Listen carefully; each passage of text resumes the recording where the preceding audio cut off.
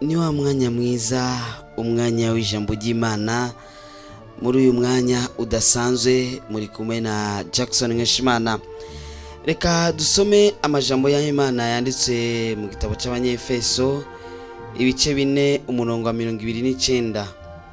Abanyefeso igice cya 4 ku murongo wa 29.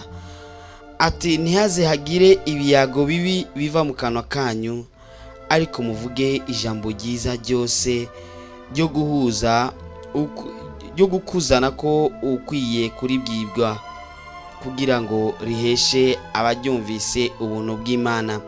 Ndasubiramo n'Abanyefeso igice cya 4 ku murongo wa 29. Ntihazagire ibiyago bibi biva mu kanwa kanyu, ariko muvuge ijambo ryiza ryose ryo gukuza ukwiye kuribwirwa, kugira ngo riheshe abaryumvise ubuntu bw'Imana.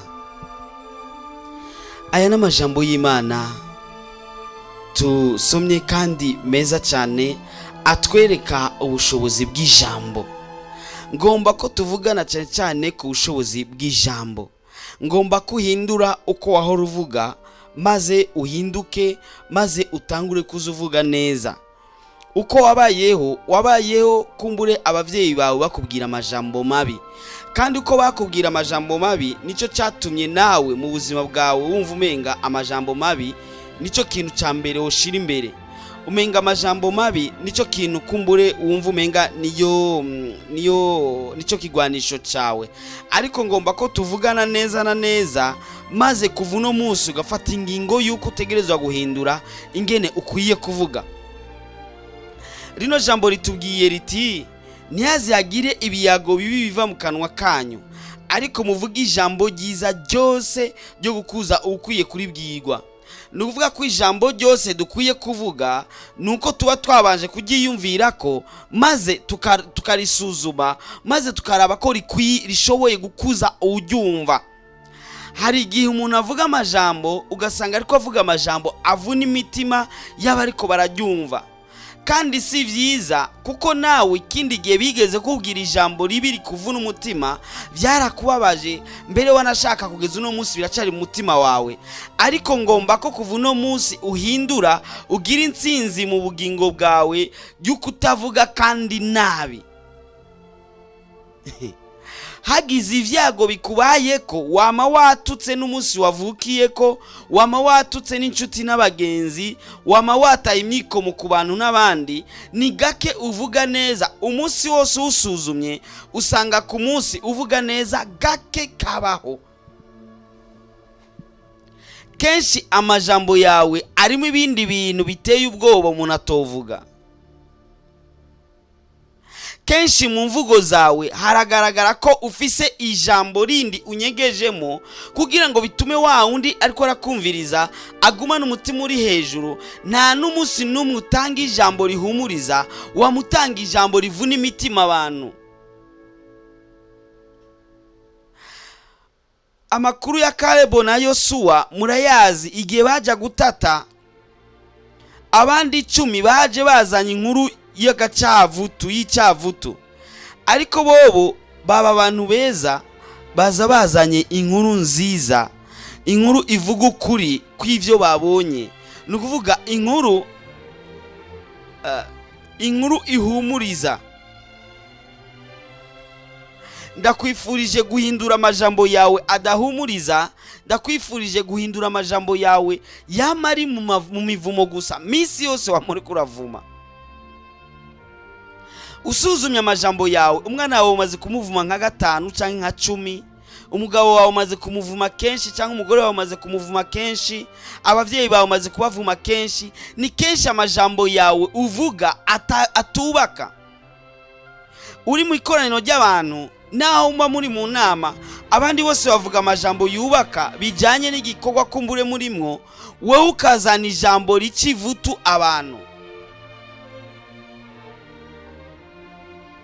Hari abantu bazi gutanga inkuru, uziko bakubwiye ati genda ubikire naka, umbwira ati runaka yapfuye, usanze atarafungura urabizi ko ubanza guhora ukarindira agaheza agafungura, maze ukaza kumubwira ari uko yafunguye, kuko ubimubwiye mbere y'igihe ntaba agifunguye kandi uwo munsi wose ucuhera adafunguye. Ni ukuvuga iki? Ngomba kuvuga ko imbere y'uko uvuga ijambo banza urabe ko riza gukuza uwo muntu cyangwa riza kumufasha iki. Ngomba ko iki gihe cyawe nawe ukivamo winjire mu kindi gihe ufise intsinzi idasanzwe, intsinzi mu mvugo, mu kuvuga kwawe bihinduke niwe bikimeze nka kwa kundi wahora uvuga uzi ugira uvuge mu bantu, abantu bose bakacamenya ibyo uza kuvuga. Uzi ugomba uvuga abantu bakaca bifata ku muntu ati ya atagira avuga ati ya.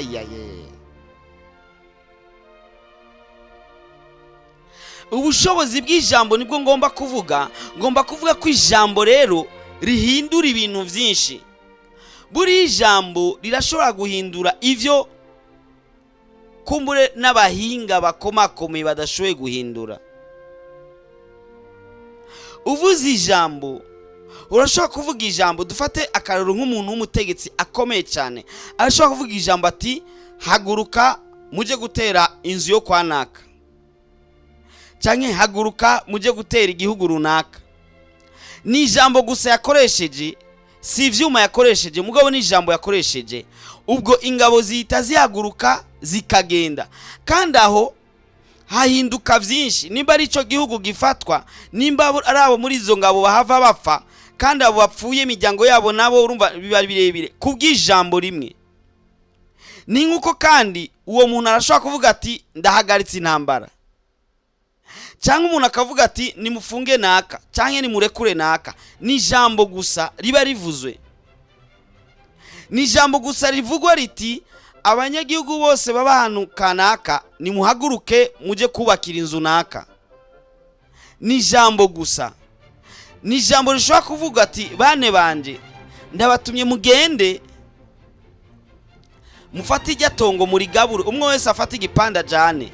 Ni ijambo. Ijambo rero rifise ubushobozi bwo guhindura ibintu bitari bwahinduke. Ijambo rifise ububasha bwo kwica kandi rifise ububasha bwo gukiza. Ni ijambo. Kubw'ijambo urashobora kuvuga maze umuntu akagira ivyago cyangwa akagirirwa neza. Ufise miliyoni 5 mu nzu, urashobora kuvuga ijambo ati mumpere naka miliyoni 3 muri zo 5. Ni ijambo. Urashobora kuvuga ijambo ati ni mu munyage naka ya mafaranga yiwe. Ni ijambo. Ijambo rirashoboye, ijambo rirahindura, ijambo rirahingura vyose byari bimeze nabi rikabihingura rikabigira neza. Uzi kandi ko igihe wakizwa wakijijwe kubw'ijambo. Kandi uzi ko kugira ngo naka na naka babe bapfa ibintu nuko habaye ijambo. Naka yaravuze ijambo rituma naka ashavura, bica bituma kuva uwo munsi baba bansi.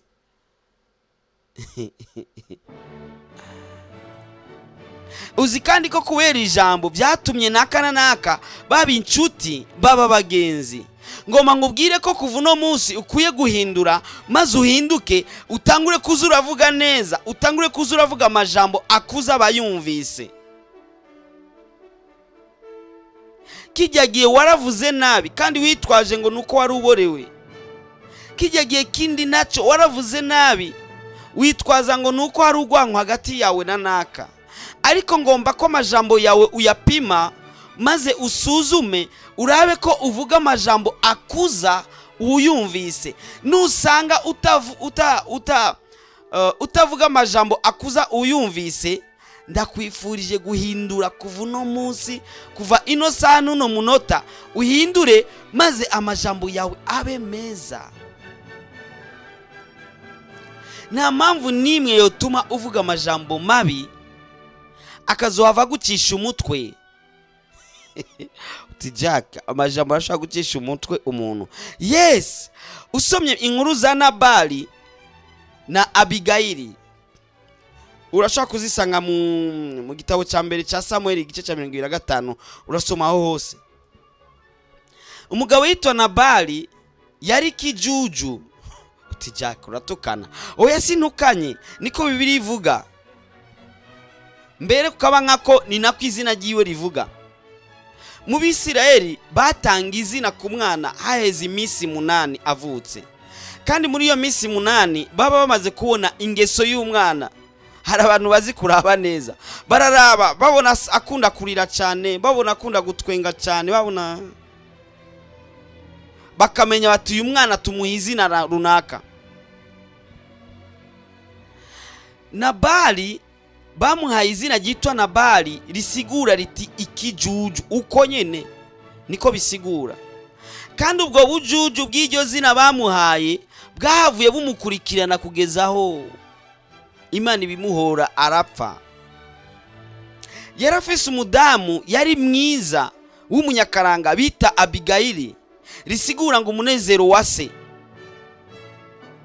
Abigayili bisigura umunezero wa se. Nabali kubw'ubushobozi bw'ijambo yigeze kuvuga ijambo rimeze nabi, hari hafashwe ingingo y'uko apfa. Muri ico gihe Abisirayeli haheze imyaka myinshi, haheze imyaka 3,000, kuko hari haheze nk'imyaka 1,000 kuvaho Yesu. Muri ico gihe Yesu acaravuka, murazi kuba haci hatangura guharurwa rimwe, tukaba tugeze mu myaka yindi 2,000 birenga.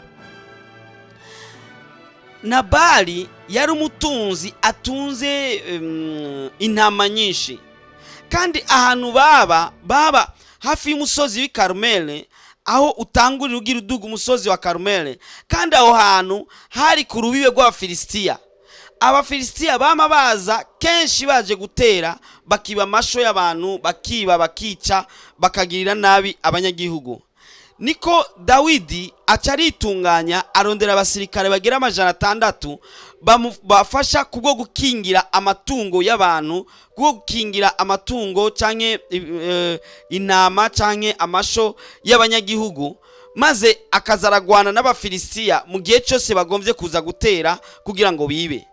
Muri ico gihe yari yumvikanye n'abanyagihugu bo muri ako karere ko nabo ico bazokora nuko bazora batanga, twovuga bimeze nk'ikori canke intererano.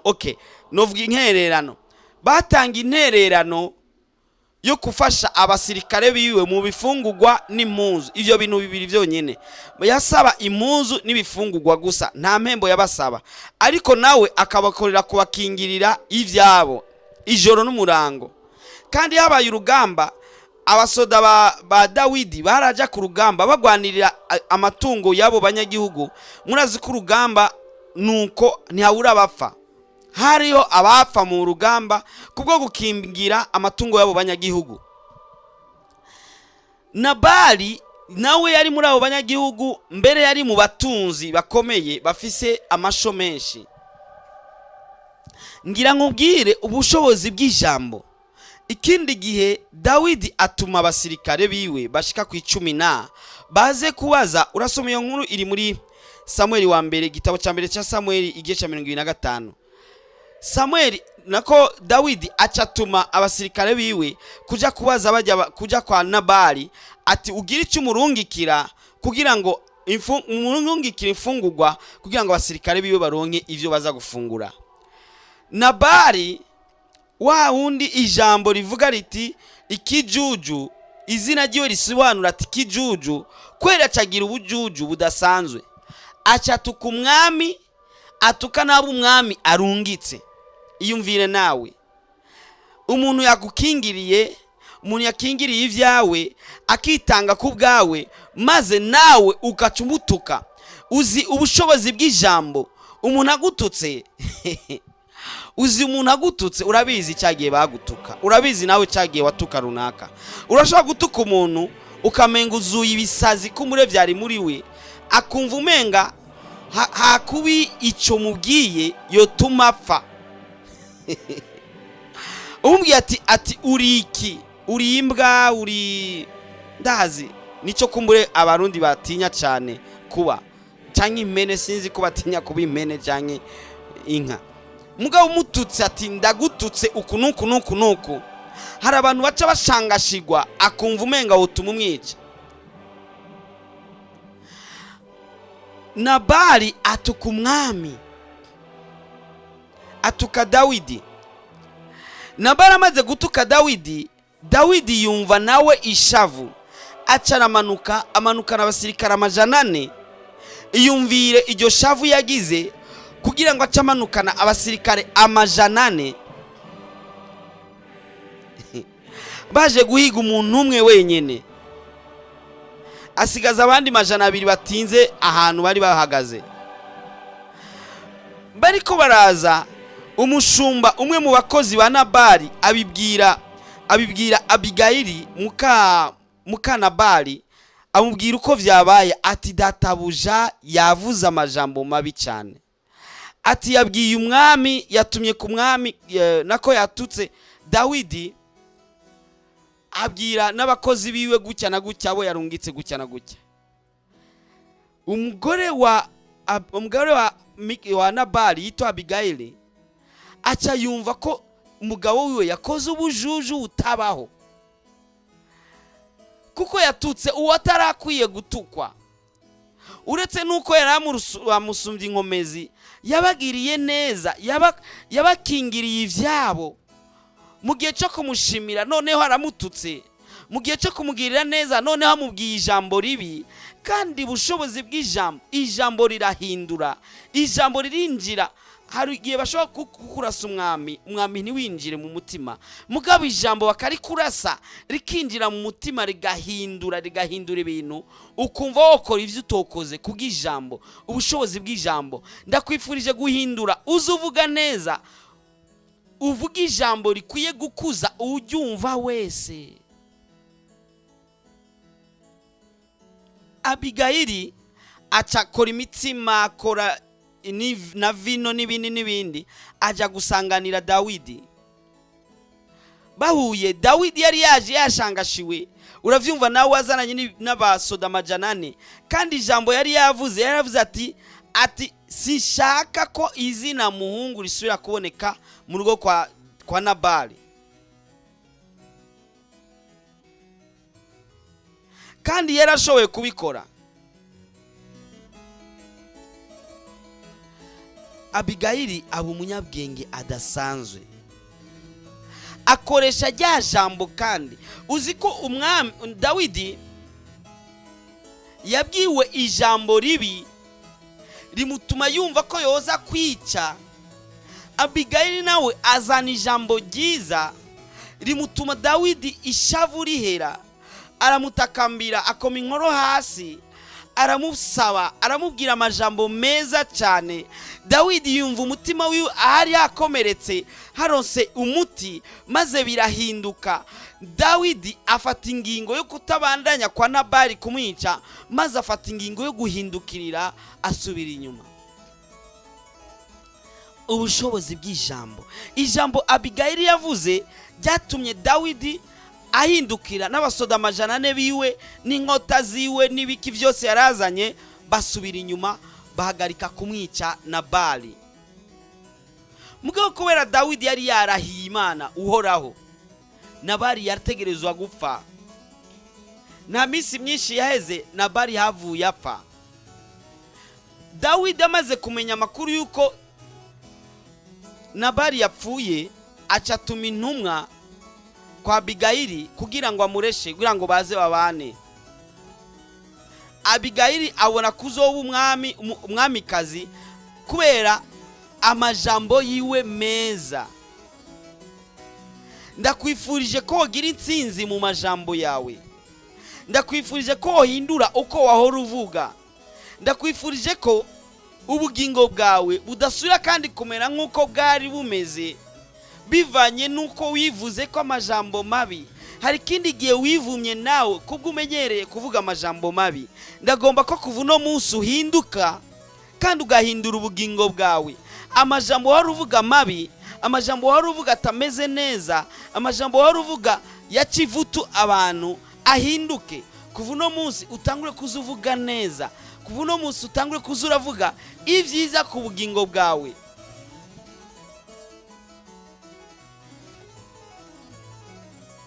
Uzi ko ababanyi mutakivugana cyane kandi kubera cyagiye wabavuga nabi. uzi ko inshuti n'abagenzi batakikubona neza kubera amajambo wigeze kuvuga wa munsi. Uribuka ko no ku kazi bigeze kukwirukana kubera watutse patron wawe. Uribuka ko no ku rusengero batakikubona neza ko watutse na pasiteri wawe. Hindura utangure kuzuvuga neza. Yes, utangure kuzuvuga neza. Amajambo yawe aba amajambo ashobora gukuza uyumva yo wese.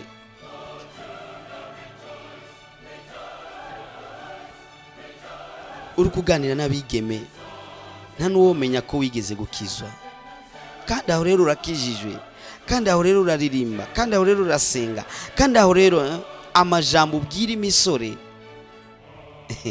arateye ubwoba.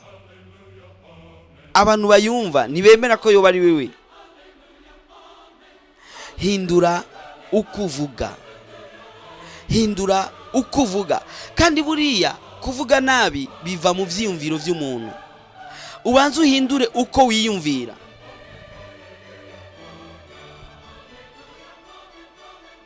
Wiyumvire neza maze uzovuga neza. Wiyumvira nabi uzovuga nabi. Wamana imyikomo.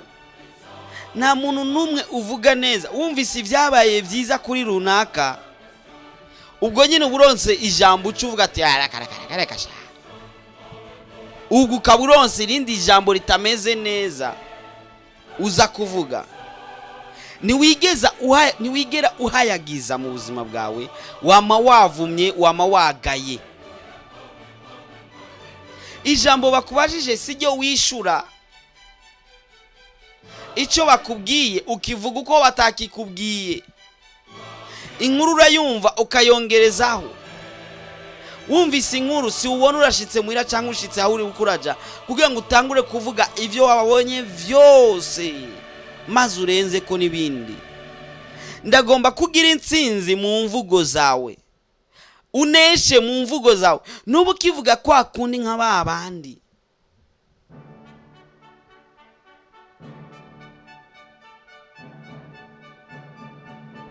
Umenye nabo wubaha. Nabali koko ijambo ry'izina ryiwe abarundi baciye umugani ngo izina ni ryo muntu. Koko izina ryahavuye riba umuntu. Uzi gutuka ukugirira neza, uzi kugirira nabi wakugiriye neza. Nabali ntari umwe gusa, hariho ba Nabali benshi. Hey, ba Nabali ni benshi cyane.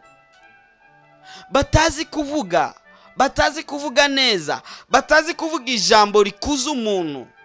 Umuntu ashobora guhera mu gatondo 6h kugeza saa 12 zo mugoroba canke saa 5 y'ijoro atigera avuga ijambo ryiza mu kanwa kiwe. Aguma avuga ibibi gusa vyabaye. Mu mutwi wawe ufise ikintu cyitwa ngo ibuka ibibi vyawe. Nico kiri mu mutwe wawe. Wama wibuka gusa ivyo umuntu yagukoreye bibi, maze wahura nuwo bazinanye canke n'uwundi ukabatangura kuvuga ayo majambo gusa. Nico uvuga nico kiri mu mutima wawe, nico kiri mu vyiyumviro vyawe. Ariko ndakwifurije guhindura maze ugira intsinzi ku rurimi rwawe, maze ugira intsinzi mu kuvuga kwawe. Ijambo rifise ubasha bunini cyane. Umunsi umwe habaye inama ahantu kanaka. Umwigisha atangura kwigisha avuga ubushobozi bw'ijambo. Ko ijambo rishobora guhindura umuntu, rigahindura ibintu byinshi muri uwo muntu. Maze hacahaguruka umuntu acaravuga ati ivyo uvuga je sindavyemera. Ati ijambo baribwiye umuntu ati ntaco rihindura, ntaco rigira muri we. Ati ijambo none si ijambo hari ni numupanga umuntu abakavye akase umuntu canke ni impuzu umuntu aba yambitse undi ati ijambo ntaco rimaze. Ubwo nyene wari ko arigisha acatuka uyo abajije ico kibazo ati uri kijuju ntuzi kubaza. Aturi umuntu angana gutyo urashobora kwiyumvira nkuko ati uri kijuju gose. Ati aramutuka n'ibindi bitutsi. Wa muntu acarashavura arashavura arakunja isura rwose aracangashigwa.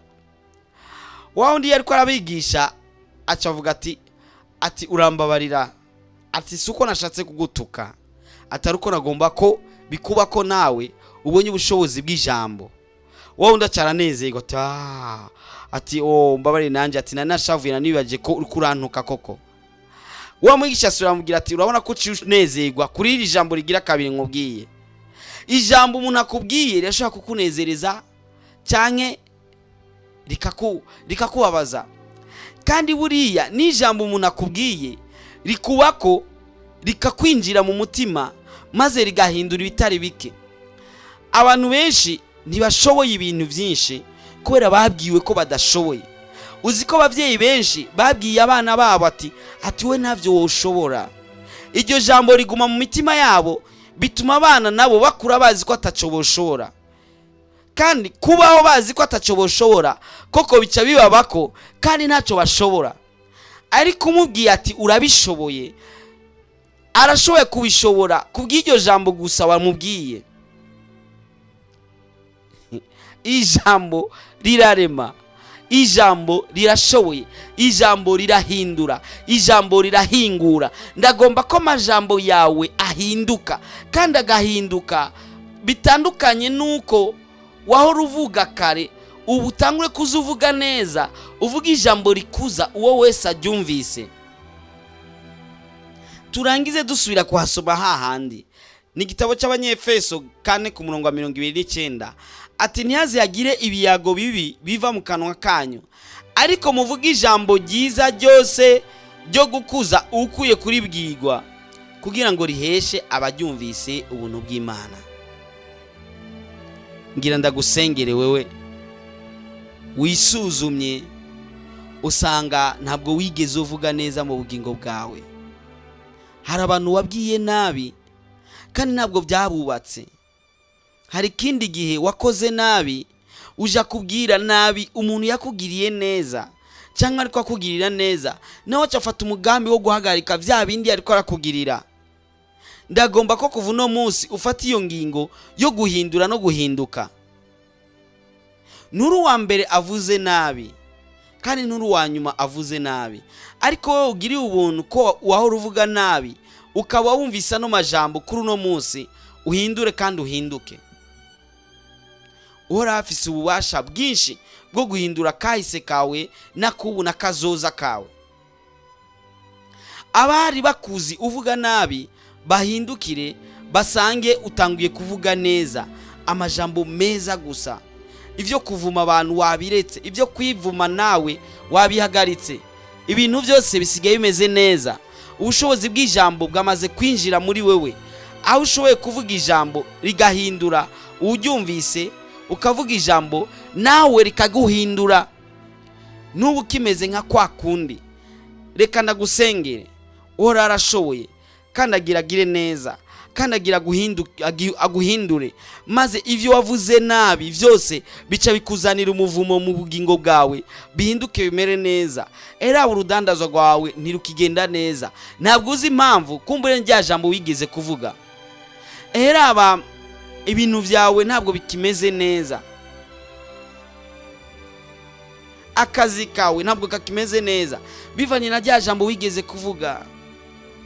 Uhoraho agomba kugirire neza, kandi agomba akore neza ku bugingo bwawe, kandi agomba ahindure ubugingo bwawe, utangure kuzuvuga neza. Reka dusenge. Kristo ugira neza bukira bugaca. Ndakweretse uno mwene data aritahuye, aratahuye neza ko amajambo yavuze niyo kumbure yatumye ivyo arimwo bibi biba. Nigeze ashikaho yategezwa gushika bivanye n'ingene yavuga nabi.